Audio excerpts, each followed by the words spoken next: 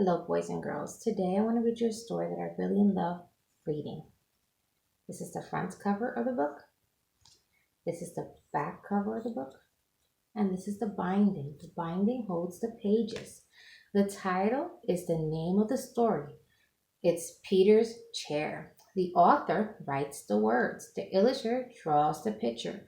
The author and illustrator for the story is Ezra Keats. Before we read the story, there's some questions I want you guys to think about while I'm reading it, and I want you boys and girls to answer it. Okay, first question is, what was the story about? The second one is, what three items of Peter's were given away? The third question is, how did it make Peter feel when his parents gave these items away to his sister?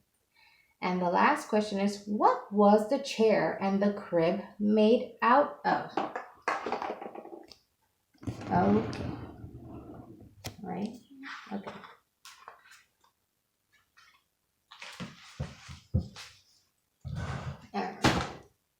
Peter stretched as high as he could. There, his tall building was finished. Look how tall it is.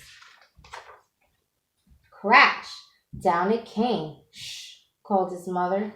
You'll have to play more quietly. Remember, we have a new baby in the house. Peter looked at his sister Susie's room. His mother was fussing around the cradle. That's my cradle, he thought, and they painted it pink. Hi, Peter, said his father. Would you like to help paint Sister's high chair? It's my high chair, whispered Peter. He saw his crib and muttered, My crib, it's painted pink too. Not far away stood his old chair. They didn't paint that yet, Peter shouted. He picked it up and ran to his room. Let's run away, Willie, he said. Peter filled a shopping bag with cookies and dog biscuits. We'll take my blue chair, my toy crocodile, and the picture of me when I was a baby. Willie got his bone.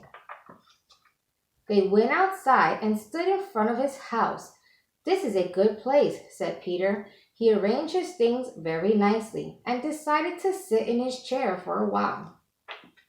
But he couldn't fit the chair. It was too big. His mother came to the window and called, Won't you come back to us, Peter dear? We have something very special for lunch. Peter and Willie made believe they didn't hear, but Peter got an idea. Soon his mother saw signs that Peter was home. That rascal, he's hiding behind the curtain, she said happily. She moved the curtain away, but he wasn't there. Here I am, shouted Peter, right over here. Peter sat in a grown-up chair. His father sat next to him. Daddy, said Peter, let's paint the little chair pink for Susie. And they did. The end.